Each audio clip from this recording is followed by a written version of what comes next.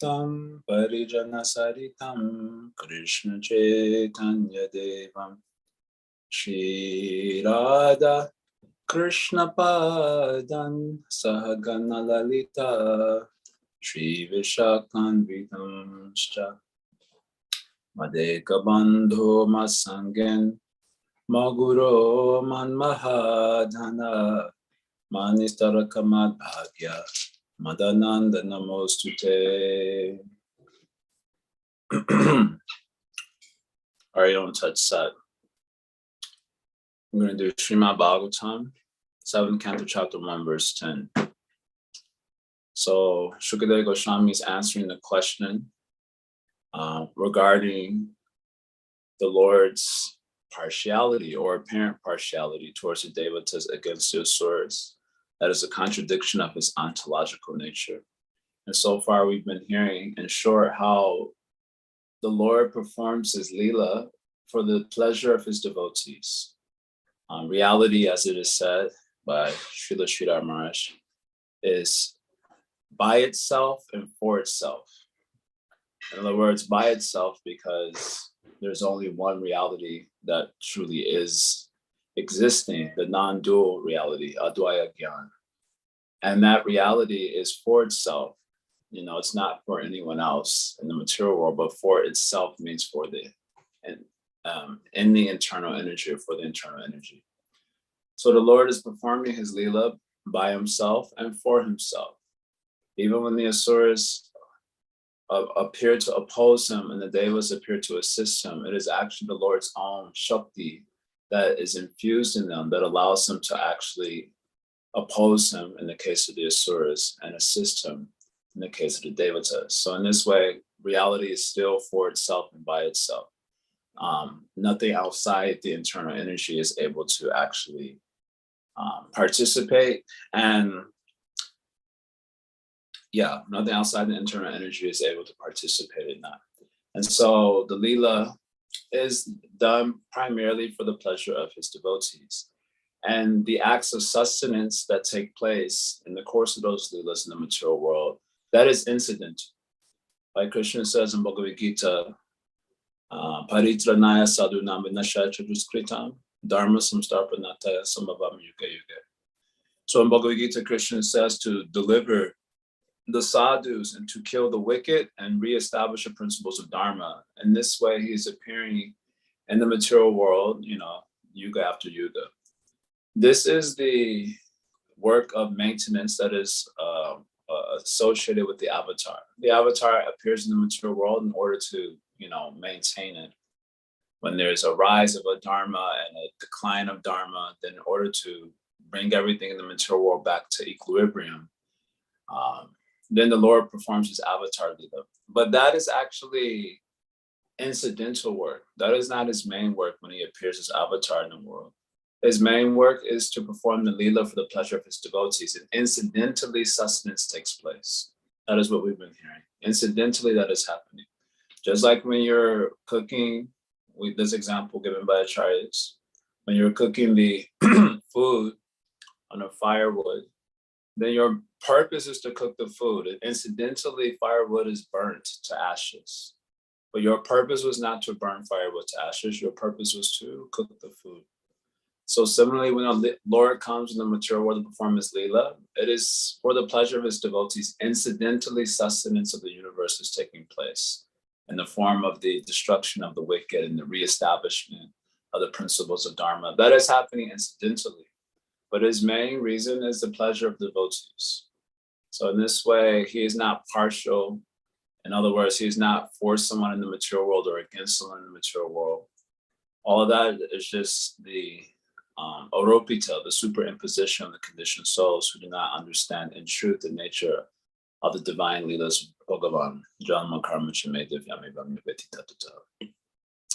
So now in 7.110, he wants to say that just as the Leela that take place in the material world are for the pleasure of the devotees, so also the Lord's acts of creation and destruction, that is also for the pleasure of the devotees. So this is called the Shrishti Leela. So the Leela of creation.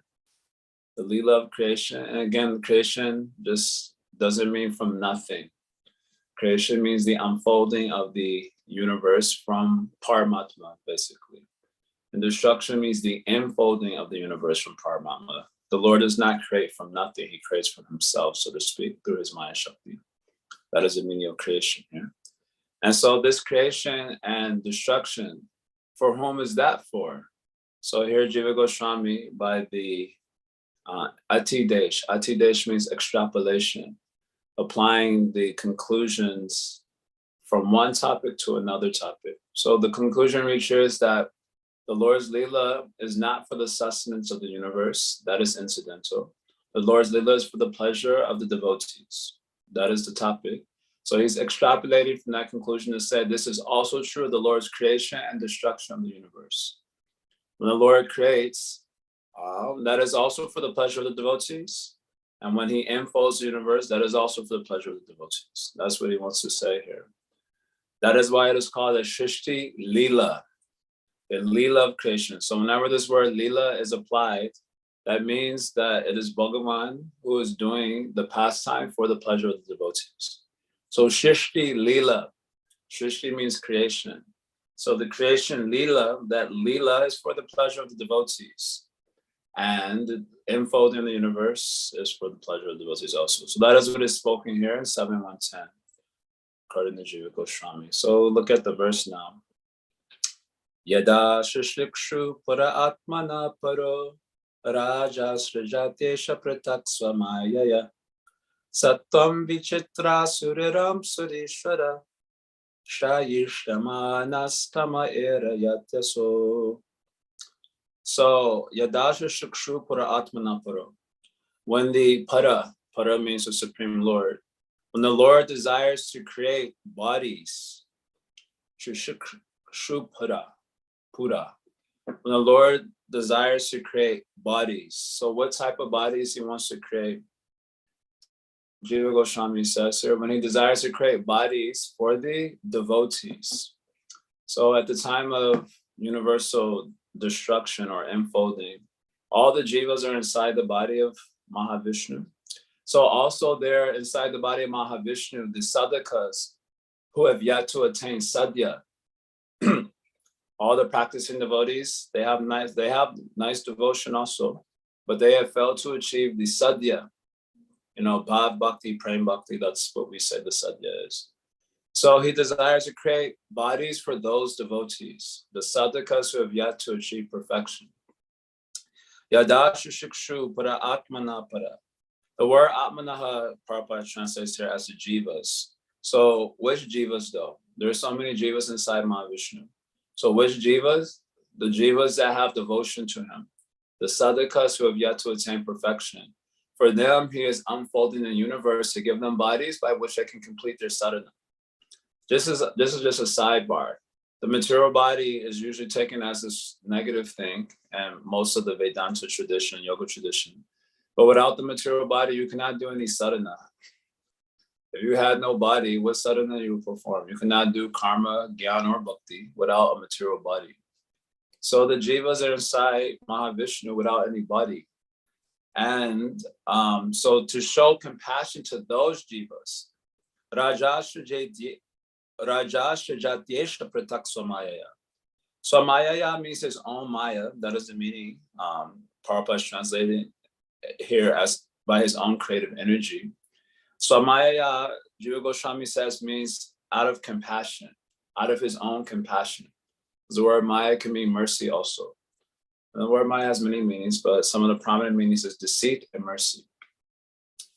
So by his own mercy, Raja Srijati, he activates the Rajagun quality through that is situated in a state of equilibrium. So as you know, nature itself, Pradhan, before there is the unfolding in the universe, it is existing, but it is existing in a state of equilibrium.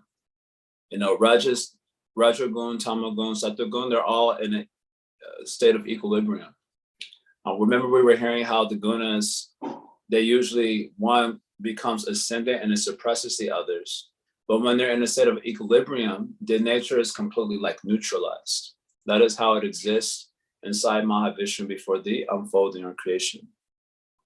So to show compassion for those jivas who have devotion to him and who have failed to achieve the sadhya, then out of compassion for them, he activates or stimulates the rajas quality of nature and causes the unfolding of the universe.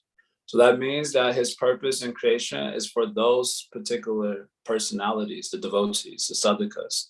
This is a very far out understanding. I mean, of course, you must be considering yourself some sort of sadhaka. So you can imagine walking around thinking like this whole creation was created for me. Now, at least when I first heard this conception, I was like, this is kind of far out. This whole, imagine like meeting someone on the book distribution or something and telling them, actually, this whole world was created for, me and my people. And it kind of, that's how other religions think also.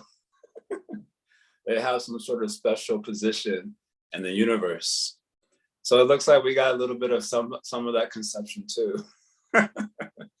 Of course, here means those who have bhakti for him. Yashishikshupura atmana para. This word atmana, which Prabhupada translates as the jivas, it can also refer to God. He desires to create the bodies of the devotees for himself.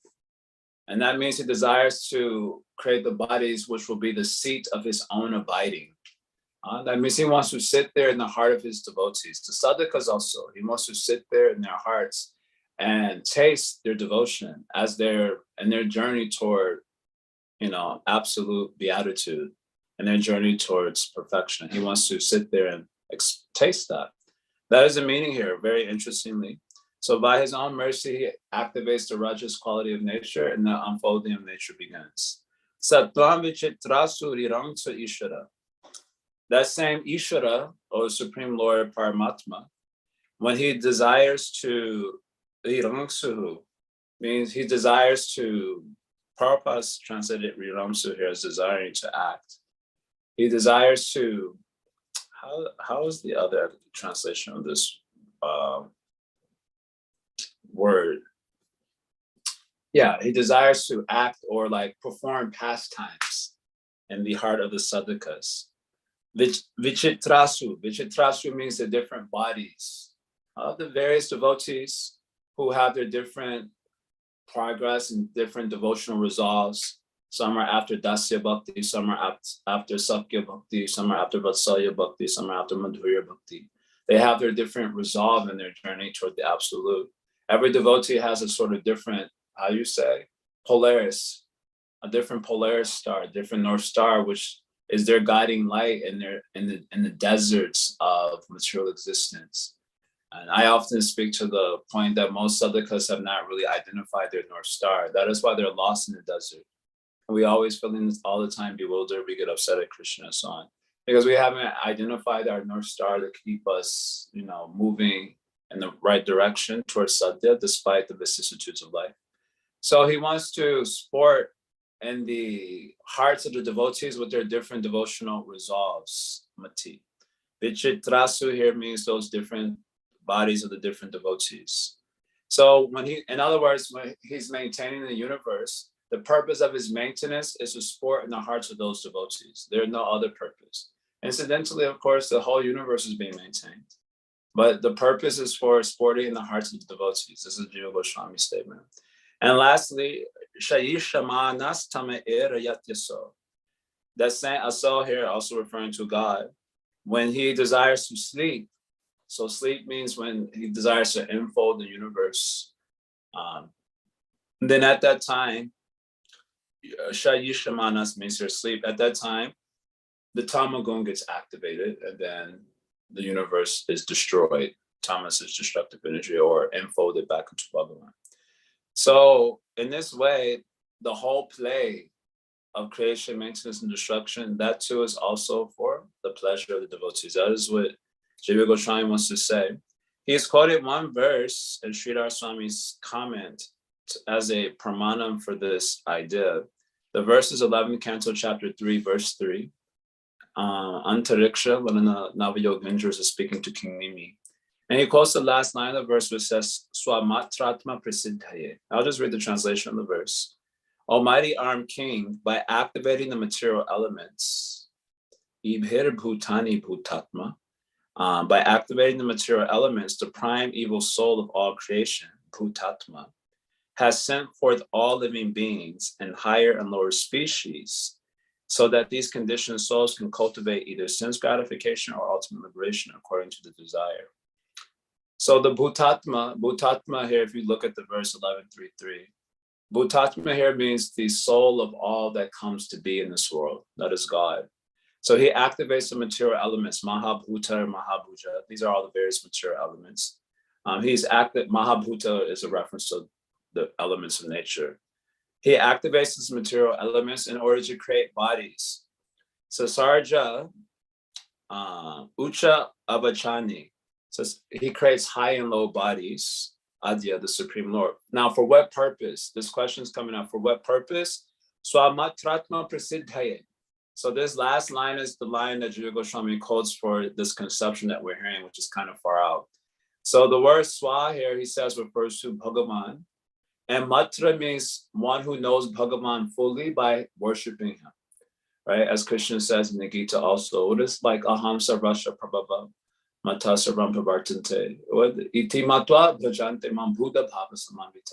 are other verses also. So Sarvavit Bhajati Mam Sarvabhavena Bharata. This is Bhagavad Gita chapter 15. Must be like verse number 17 or 18. So Sarvavit, one who knows God as the source of everything, he knows everything. So Sarvavit. And because of that, Bhajati Mam, he performs his bhajan of the Lord. Sarvabhavena Bharata, with like all his being, all of his heart. So matra means one who knows God fully, which is demonstrated by his performance of bhajan. So swamatra here means one who worships Bhagavan. For what purpose? Atma prasiddhaye. So prasiddhaye means the complete fulfillment of the self. The complete fulfillment of the self. Atma refers to the jiva. So for complete fulfillment of the self who worships Bhagavan, for that reason, he has activated the elements of material nature and created bodies. That is Sridhar Swami's comment. So this comment is, Jiva Goswami is taking clue from this comment for this conception that we're hearing. Because here this verse is talking about the creation of nature. And here the verse is saying this creation of nature is created for the complete fulfillment of the self who worships him.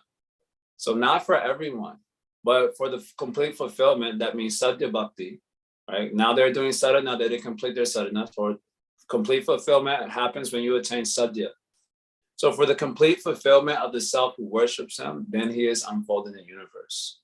So this is true of the creation, it is also true of the sustenance. So then it is assumed that this is also true for the unfolding of the universe. All of this is for the pleasure of bhaktas only. So a question comes, why should the bhaktas be given special, position? Like I said earlier just now, we sound like everyone else then, kind of like elitists.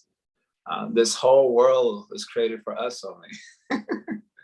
I still think that's quite funny. So why you say like that? There's so many jivas, and is he not the Paramatma of all the jivas? Is he only the Paramatma of the bhaktas? I thought he is Paramatma of all the jivas. Y'all are saying he's in the heart of every soul. Just like the Christians, they say everyone is God's children, and then they also say, God bless America. You ever think about that? Actually, all countries do like this. They say that everyone is the children of God, but then they say, God especially bless our country. But I thought everyone is God's children. Why you get more special attention? So we're also saying he is Paramatma of everyone, but we are special. So we sound kind of similar, actually, if we want to at least emphasize this point. So someone may object, is he not the Paramatma of everyone? So the answer is yes, he is in fact the Paramatma of everyone. But Samoham Sarvabhuteshu Name Dvesho Sinapriya, Jiva Goswami actually quotes these particular verses. Although he is a Paramatma of everyone, he is situated inside the jivas who don't have devotion to him neutrally. He is neutral towards them. And so because he is situated in their hearts with detachment, it is as if he's not situated there at all. You understand? Because he's situated in the heart of the jivas without attachment, it is as if he's not situated there at all. So Jiva Goswami quotes this verse 945 Bhagavad Gita. This is a good verse. 945, 94 is Krishna saying that he pervades the whole cosmos and his avyakta murtina. Avyakta murtina means his murti, which is not manifest to the senses of the jivas. That is the Paramatma feature. And then he says, all beings are in me, but I am not in them. So all beings are dependent upon me, but I am not dependent upon them. That is the meaning there. And then he goes on to say in verse 4 or 5 that actually all beings are not in me. In other words, they're not in me like water is inside of a cup. In other words, we don't have the relationship of some yoga. Actually, I'm maintaining the whole universe by my will. So they're not in me. Prabhupada gets the imagery of Atlas carrying the Earth planet. I guess in Greek mythology, I think his name was Atlas. He was like cursed to like carry, like the Earth or something. He would get close up and then he would slip or something. And then again, got to start over. So it's not like God is carrying the burden of the universe on his shoulders. Not like that. So you should not think that all living beings are in me like that, like I'm struggling. Simply by my will, I am maintaining. So he says this thing in the beginning of chapter 9, Bhagavad Gita. All beings are in me, but I am not in them. And yet all beings are not in me. Well, what do you mean by this? So this becomes clarified when Krishna also says later on, 929, Jiva Goswami quotes this verse also. Samoham sarvabhuteshu namedesho signapriya. Ye bhajanti tu mam bhaktya. Mayi te teshu chatmyaham. Is that the last line there? So he says, I'm situated in all jivas neutrally. I don't favor or envy them. But those who perform my bhajan, I am in them. And they are in me. Now, earlier in chapter 4, he says, all beings are in me, but they are not in me. All beings are in me, but I am not in them, and then they're not in me. He says this thing a little bit paradoxical. Now, in this verse of 929, he says, all beings, I'm in my bhaktas, or those who worship me, and they are in me. So the meaning there is I am in them because I have attachment to them, and they're in me because they have attachment to me. So it is the attachment that makes Paramatma, especially in the hearts of the devotees, and not in the hearts of all the other jivas. The idea here is that when you're traveling, say you're going on some trip and you're on the airplane or on the train, there's an example was given. So you're traveling with many people, but you say that you're only traveling with your friend or with your wife or with your parent. Why don't you say that you're traveling with everyone? You're on a plane with everyone, but you said that I'm only traveling with this person. What person? The person that you are attached to, isn't it? Or if you're in a city, you live with I live here in New York with millions of people, but I say that I only live with devotees in the Bhakti Center. I don't say that I'm living with everyone. Why is that? Because I don't have any attachment to everyone. So even though I live with them, it's like I don't live with them. Even though I'm traveling, I traveled on a plane yesterday with so many people, at least 80 people, 100 people. But I was only traveling with Kishore Chandra. They said, who did you travel with? Kishore Chandra. Only one person I traveled with. There were 100 people on the plane, but I only traveled with Kishore Chandra because I have attachment to him and not to everyone else. You understand? So although Paramatma is in the heart of everyone because he is situated with detachment because they have no bhakti to him, therefore, it is as if he's not situated there. That is what Jiva Goswami is saying. He's only in the hearts of his devotees because Mayi teshu chapyam, because I'm attached to them and they are attached to me. So I'm only there in their hearts. So he gives this particular idea. And even that attachment, final point here that he makes here, which is a little bit even more far out, that attachment to the devotees is not, the primary cause of the attachment is not his own desire. Like he desires to be particularly attached to this jiva and particularly detached from that jiva. He's attached to the jivas who have bhakti for him, and he's reciprocating with that bhakti. Yaya tam man prapadinte, tam chataiva bhajamiham, as Krishna says this thing in Gita, in accordance with the nature of the approach, then I reciprocate in kind. So what does that mean? That means the jivas who are in the body of the Lord, who desire to do bhakti for the Lord, but they don't have bodies to do that bhakti.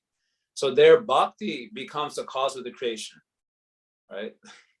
So he's not even creating because he's especially,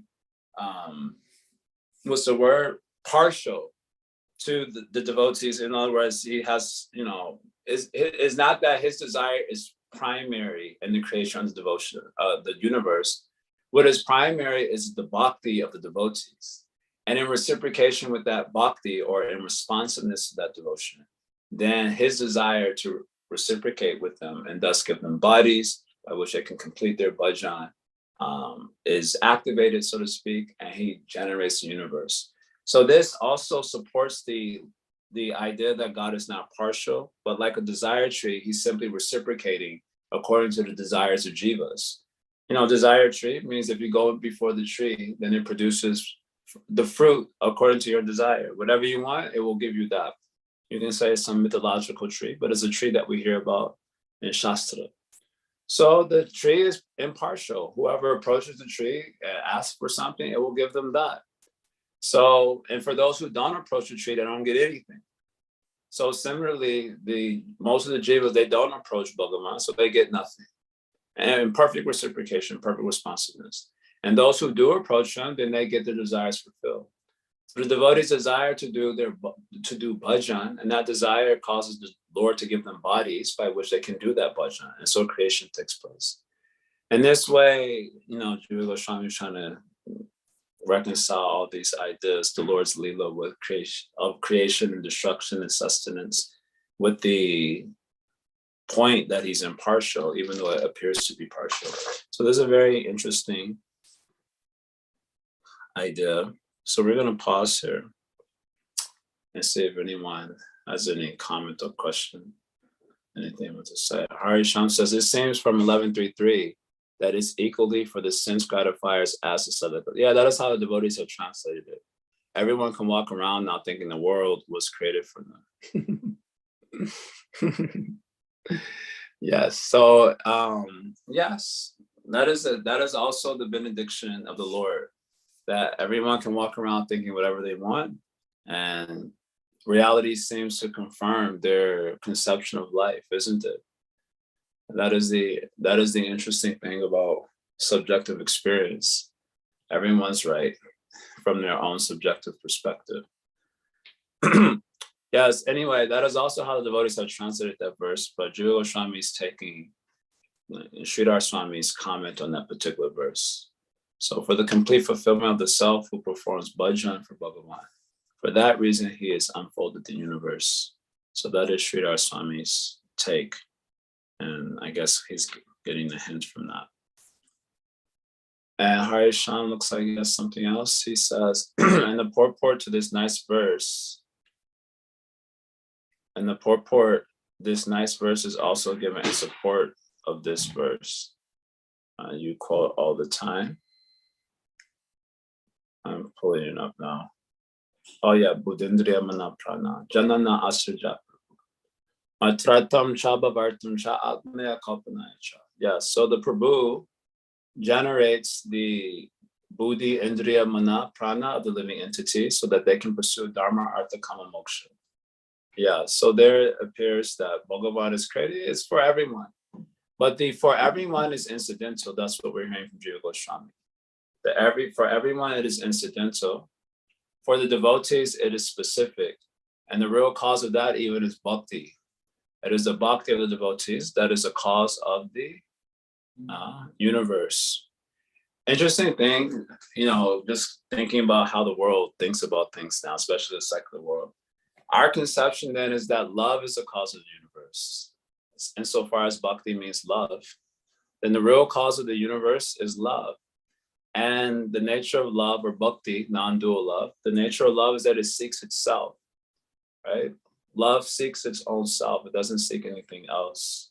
That is the heart of the message of Srimad Bhagavatam and Rasa Leela. When Krishna tells the gopis, that he's not able to reciprocate with them, and therefore they have to be satisfied by their own bhakti. So what is the idea there? That bhakti is its own reward. Usually people do karma marg to get heaven. They do gyan and yoga to get liberation. And we say bhakti is for bhakti. That means bhakti is its own reward. That is the heart of the message of Srimad Bhagavatam. Love is its own reward. And now we're hearing from this concept that bhakti is itself the cause of the universe. Love itself causes the universe. And because love causes the universe, those who are in the universe cannot find any happiness in the universe unless they connect to that cause being love. So everyone walking around feeling emptiness inside, they don't know why they're feeling the emptiness. That is because the cause is love, and the purpose of the universe is to actually seek that love. And unless you find it, then you will feel the existential vacuum that pinches our, existence. So love is the cause. We don't even really say Bhagavan is the cause. Bhagavan, in some sense, is a secondary cause. Real cause is bhakti. And then in response to that bhakti, the Lord is generating the universe. That is kind of a far out notion also. One that's probably a good message to say to the New Agers. They'll love to hear that. They'll be like, yeah, that was beautiful. Love is, of course, when you say love, what they're thinking, who knows? But but that is a fact. We say like this, bhakti is the cause, and bhakti seeks itself. So the jivas will not be happy unless they find themselves in love. And when I say in love, not like falling in love with someone, but like literally inside love, so to speak, if love was like a container inside of that. Unless you find yourself in that, then there's no happiness there. So that's a very fascinating idea, something to sit with. Okay, anything else? I think that's it in the chat box that I can say. Anyone else wants to say anything? Jaya, can I ask a question? Yeah, go for it. Haribol, I'm just confused on one thing, because at the beginning you were saying that the Lord is by himself, for himself. Then I'm understanding that he is perhaps by himself and for his devotees, but not for everyone. So I guess I'm a little confused. Is he by himself for himself? Is Yes. he by himself for his devotees? Or Yeah. is So he by himself for himself and his devotees? Yeah, so for himself, the way you can think about for himself is his Swarup Shakti, like his actual self. So Maya is like the reflection of sunlight. It is outside of Bhagavan. But then his Swarup and everything that's inside of his Swarup. So you've must have heard me say this over the years, that God's form, Swarupa means one's own form. So just like your form has eyes and ears and nose and mouth and so on, Krishna's form is composed of Vrindavan Dham, the cows, the bhaktas. This is all part of his Swarup. Therefore, wherever Krishna manifests his Swarup, Vrindavan is there. For example, Krishna, Vrindavan is there, the bhaktas are there, etc. All of that is part of his Swarup. So when we say for himself, we mean for his Swarup Shakti. So the bhaktas are part of that Swarup Shakti. And therefore, for himself means for them mostly. So what about the sadhakas? Because we've seen them occupy a marginal position. But if we have bhakti, our claim is that bhakti is the internal energy. So Swarup Shakti, that is also Swarup Shakti. So for his devotees means for himself, because they are forms of his Swarup Shakti, or they have Swarup Shakti in them. And so that still amounts to for himself. Just like when you hear the Leela, let's say Rasa Leela. So toward the end of the Rasa Leela in chapter 33, Shukadeva Goswami says that Krishna danced with himself. He was dancing with the gopis, but the concept there is that he danced with himself.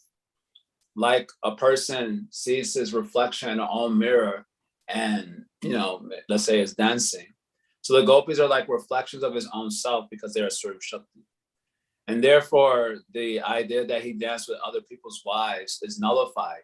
He didn't dance with other people's wives. It is actually Krishna who danced with himself, because these gopis are extensions of his own form, Swarup Shakti. So that way, all of it is reconciled there. A little heady, a little abstract, but that is the basic idea. So your form has eyes, ears, nose. So Krishna's form has Vrindavan Dham, devotees, etc. Is that okay? I don't know if you're. Would that also imply that then he knows and we? Yeah. Can you hear me? I don't know if you can hear me. Yeah, now we can hear you. It was lagging. I'm sorry. I'm just wondering then, does that also imply that he is within us and we are within him?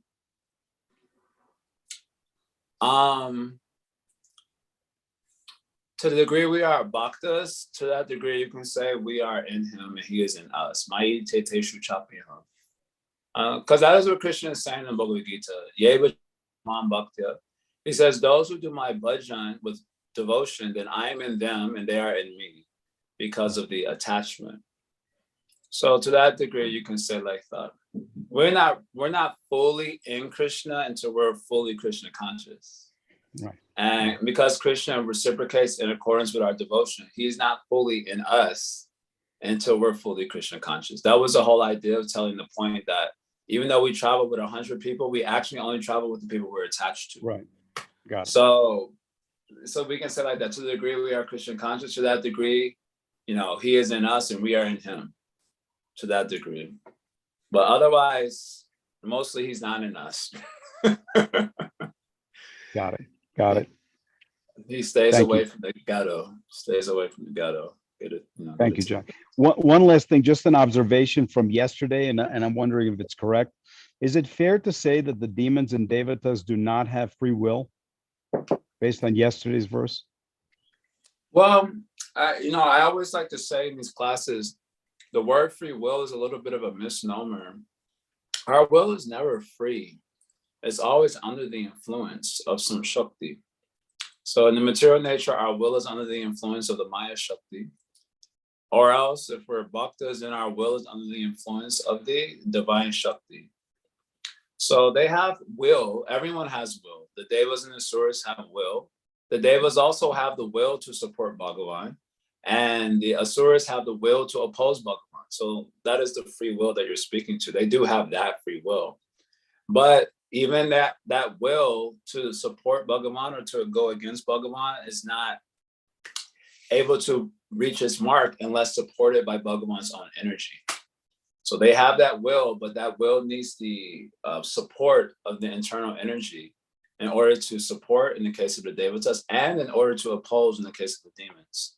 So they do have the free will to play the position that they are playing in the Leela, but that will is insignificant without the support of God, basically, in the form of his internal energy. So that is the message there.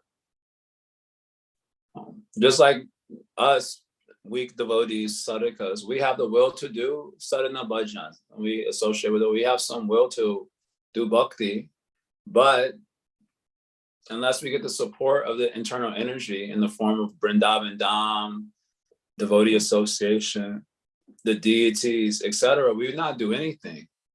We like to think that we will do, but then when you're outside of devotional sangha for a little bit too long, you realize that your will is insignificant. Even you want to worship Krishna, you will not do it without the support of sadhu sangha, harikatha, deities, the dham, and so on. You need the support of your will to actually do bhajan.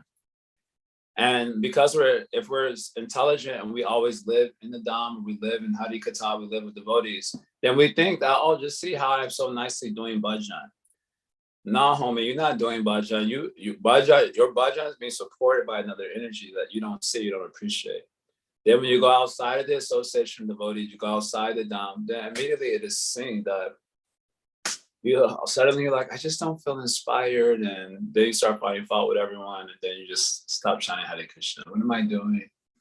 So our will is insignificant. That's the point I'm saying. What is our will? We need support. Even if we will to do material things, we need to support the material energy to do that in the form of the body and a proper digestive system and respiratory system and all these things. Otherwise, what you will do? Nothing. Simply die. Okay. And then Sham Saki says, Srishti Leela is performed for devotees and incidentally non-devotees are benefited by his being around. Or incidentally, they're benefited that they get to pursue their separate desires as they're doing in the material world. Carry on. Jivas in the material world have beginningless ignorance of the Lord, are also placed for the Lord to see they accepting Krishna consciousness and coming back. That sense is not reading clear. Jivas and material world having beginningless ignorance, okay, of the Lord, okay, are also placed for Lord to see they accepting Krishna. Okay, I get what you're saying. You're saying that they get the chance to, the Lord gets to see them coming to Krishna consciousness. by Bhakti Sangha. And yes, you can say that. That is also nice. Hari Sham, every time I hear the phrase, he didn't dance with other people's wives, I think of the time that Srila Prabhupada told that respected professor, Krishna is not the debauchee, you are the debauchee. Correct. That's a nice story. Sham Saki says, having read the second half of my statement, at least fall, not even at least fall, no leaf fall from Vaikuntha book, reason why material world was created with jivas having anadi ignorance.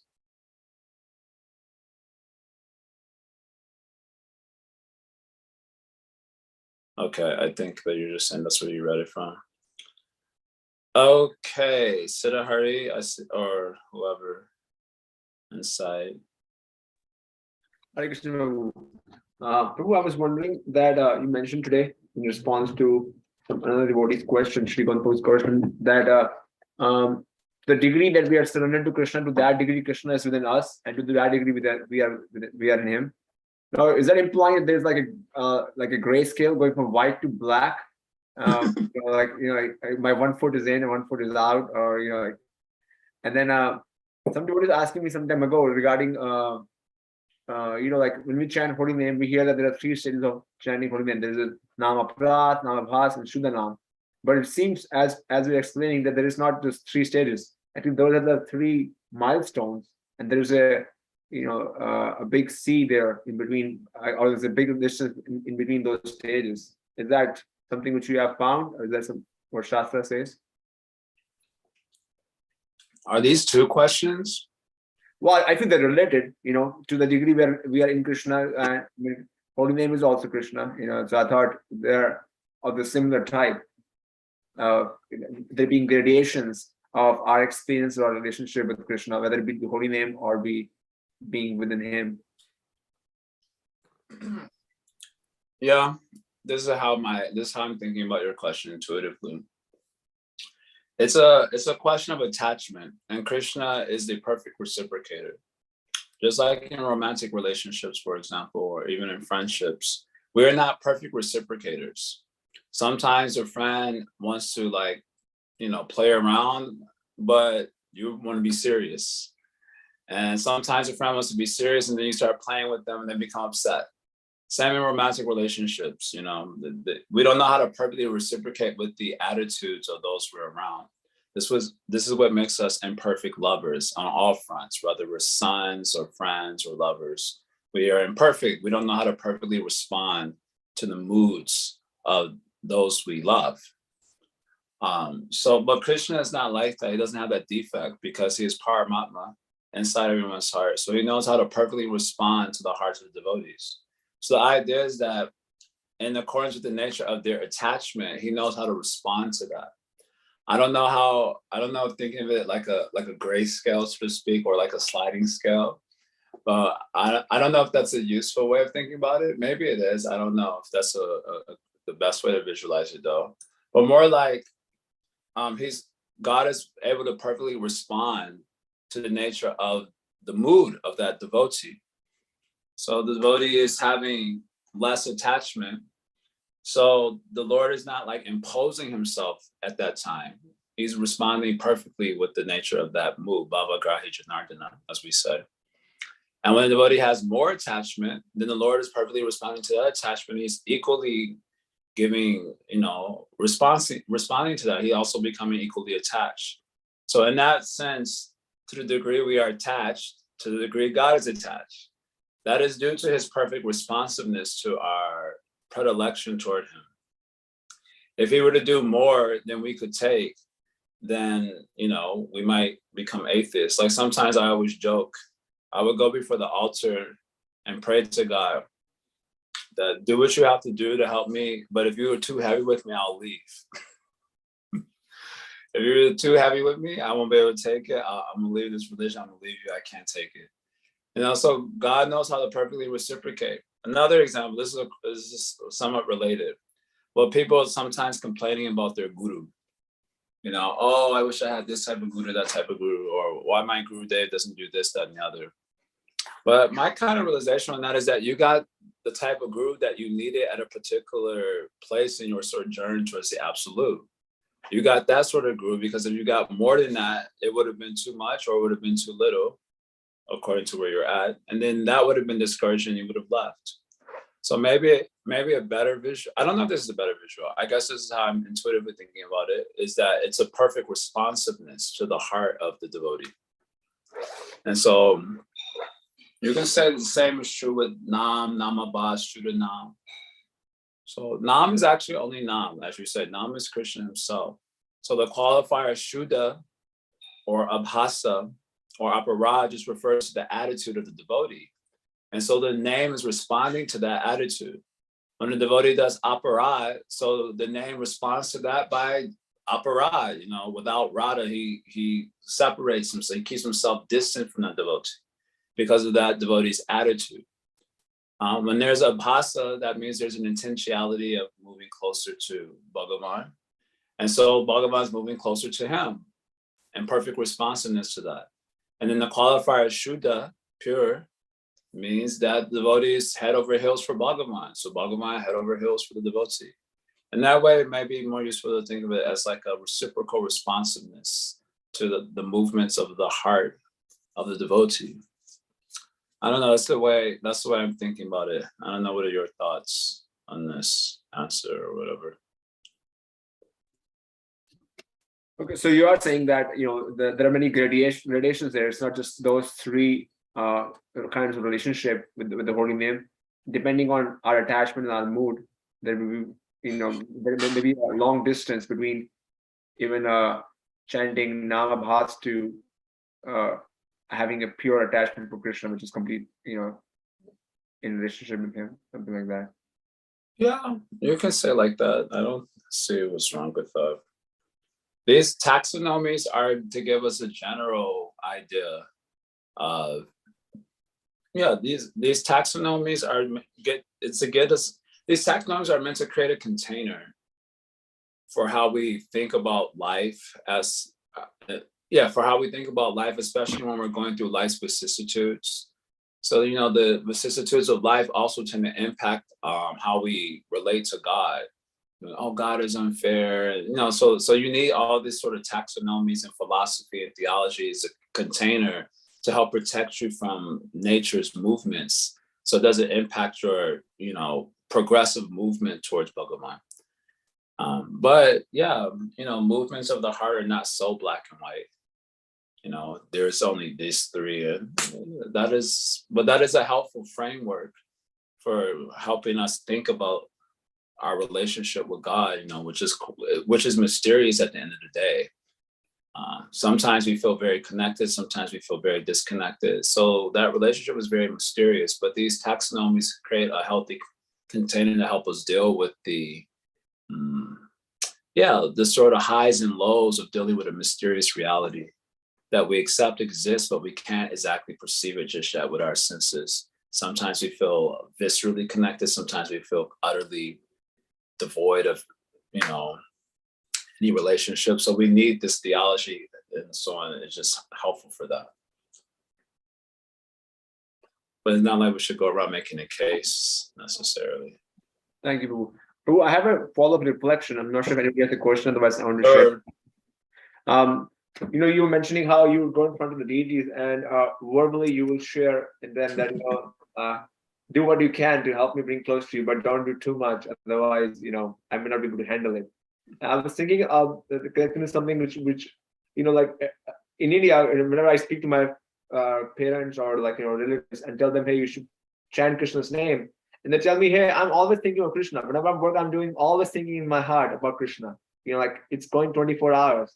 So then, I'm making a point to them that that may be the case, but there is also a regulation there. You want verbally chants the holy name. So I'm also connecting that sometimes I feel that I take it for granted that one has to be verbal to to the deities, to Krishna, about what are one's needs and what help does one need, instead of thinking all the time, hey, Krishna knows my heart, so he will do whatever best for me. But I was thinking that that prayer which you make to the deities, it's showing that there's also a need to be verbal in our attachment to Krishna, in our relationship with Krishna. Just like in any husband-wife relationship, if the husband keeps thinking the wife knows my heart, it probably won't work. Although I don't have the experience of that, so I can't say so much there. Maybe it works that way too. But it seems in this relationship with Krishna, one also should be verbal about what's going in one's life and freely share in front of the deities or Krishna. That's a good reflection. Thank you for that. Yeah, I talk to the deities. I used to talk to the deities a lot more, especially when I was in Chicago.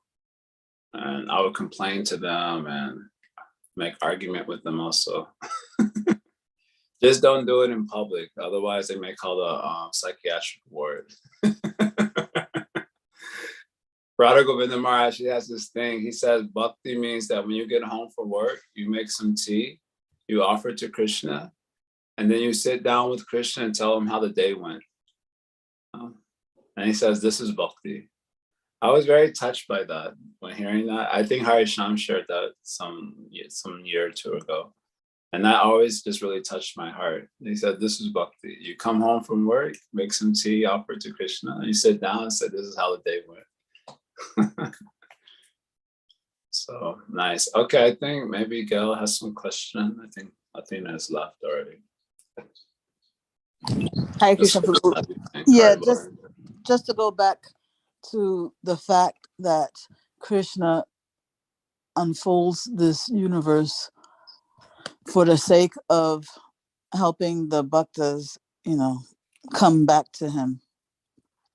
So let's say hypothetically, if the bhaktas were not around to have this need, what would happen with those who are not bhaktas and have all of this, karma stored up? What would be happening? If there were no bhaktas, hypothetically, then there will be no creation. Everyone will be in the inside Mahavishnu in a state of like deep sleep, susupti, forever, hypothetically. Okay. Yeah, that's all I can imagine, but yeah. Okay. Thank you. Yeah. One time, Gaura Govinda Maharaj made this argument. Now we have nice support for this from Jiva Goswami. But the devotee was saying there are no pure devotees in the material world, and Gaura Govinda Maharaj will always be quoting Bhaktivinoda Thakur, but I don't know from where he's gotten this. And he says that Bhaktivinoda Thakur said, if there is sun and moon shining, then there must be pure devotees in the universe. Otherwise, there will be no sun or moon shining. He would say something to this effect. In many of his lectures, you could hear it. He said, the fact that the universe is going on even now means that there must be some pure devotees inside the universe by which it is being sustained. And now we're seeing Jiva Goswami making this idea, crystal clear. Oh, but if you say there must be, for the world to be existing, there must be pure devotee. I thought that just the fact that there are aspiring devotees was that is also pure devotion. Pure devotion has 3 stages, right? Sadhana, and bhava, and prema. Okay. And so just to reiterate that,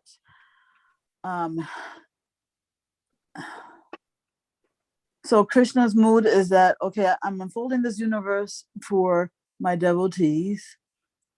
And since the world is already here anyway, okay, let these other guys come out too. Yes, you can say it like that if you want. Okay, thank you.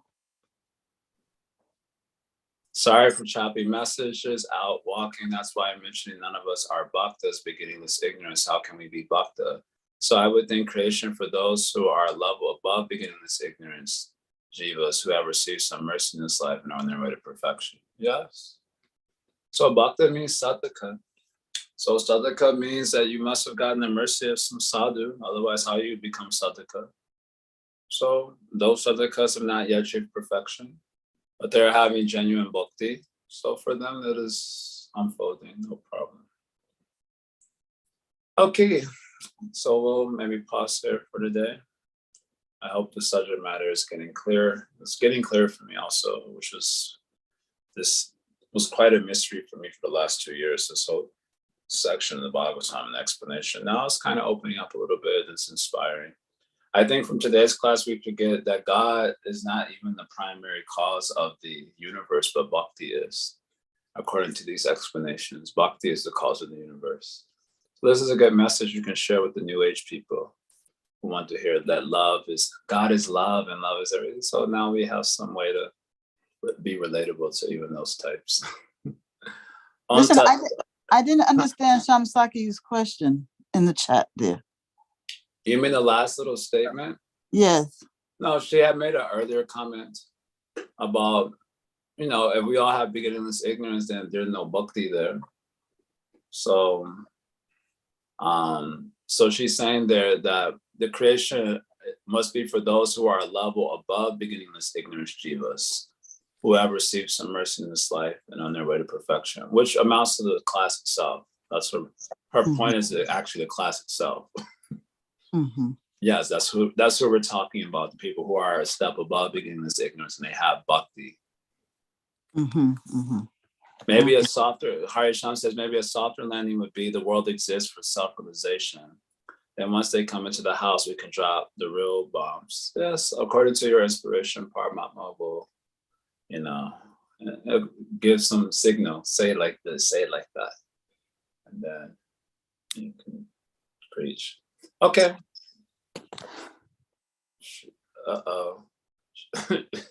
Srila Prabhupada ki jai. Go Premanandi Haribo. Srimad Bhagavatam ki jai. Go ya Guru Varga ki jai. Go Premanandi. Radhe Shyam, Radhe Shyam, Radhe Shyam.